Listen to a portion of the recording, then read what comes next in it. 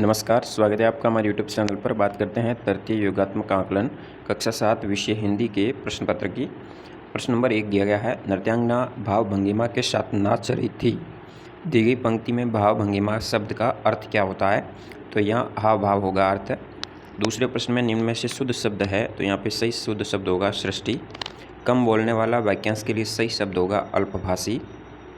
विस्तार का विलोम शब्द हो जाएगा संक्षेप। सावधानी शब्द में कौन सा प्रत्यय है? तो यहाँ पे ई प्रत्यय लगा गया है।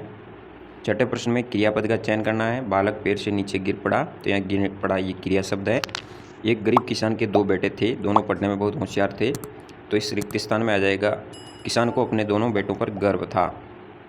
फिर निम्नलिखित वाक्य को पूरा करने वाली पंक्ति क्या होगी? वह इतना धीरे चल रहा था मानो कछुआ चल रहा हो, तो द नंबर राइट होगा।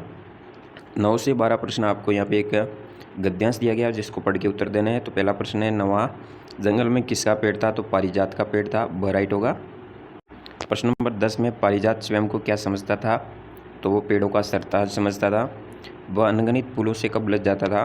बहार में ये अनगिनत फूलों से लज जाता था। तितलियाँ क्या करती थी? फूलों को पराग ले जाती थी। दिए गए विकल्प में से एक अर्थ वाले शब्दों का समूह चुनना है। तो एक अर्थ वाला यहाँ हो जाएगा पाछान और पहान, दोनों का अर्थ व पत्थर होता है।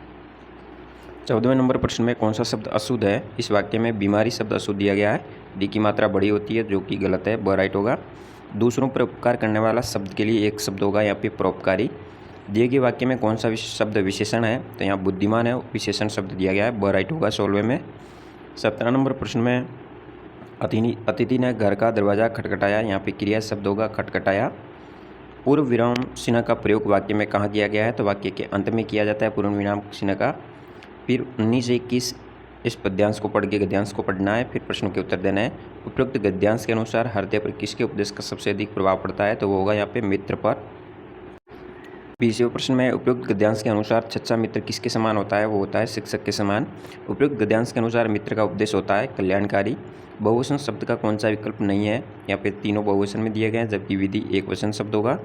दिए गए शब्दों में शुद्ध शब्द कौन सा है? तो कृपा स राइट होगा, जो कि शुद्ध दिया गया है। 24 नंबर प्रश्न में जलद शब्द का पर्यायवाची शब्द कौन सा होगा? जलद का हो जाएगा नीरद। लालटेन पंखों वाली उड़े अंधेरी रात, न तेल न बाती जाड़ा या बरसात। तो इस पहली के अनुसार लालटेन किसको कहा गया है? तो इसको कहते हैं जुगनू को। दी गई पहली किसके बारे में कही गई है? 26 में हरी थी, मन भरी थी, लाख मोती जड़ी थी, राजा जी के बाग में दुशाला ओढ़े खड़ी थी। इसका मतलब ये मक्के के बारे में है। फिर 27वें में कुछ पंक्तियाँ दी गई है, एक एक अंगुली से मिलकर बन जाता हाथ, एक एक ताकत देखो चलो हमारे साथ। इसका मतलब ये शक्ति का संदेश दे रहा है, स राइट होगा। फिर आपके सामने पद्यांश दिया गया है मौसम आज पतंगों के बारे में। उपयुक्त गद्यांश के अनुसार आज मौसम पतंगों का है। उपयुक्त गद्यांश के अनुसार आकाश में किन रंगों की पतंगें थी? रंग बिरंगी। उपयुक्त गद्यांश के अनुसार सबके हृदय में कैसा भाव है? पतंग उड़ाने की साह जैसा। तो इस तरह से ये प्रश्नोत्तर आप 30 तक अपने उत्तर को जांच कर सकते हैं। धन्यवाद। जय हिंद, वंदे मातरम।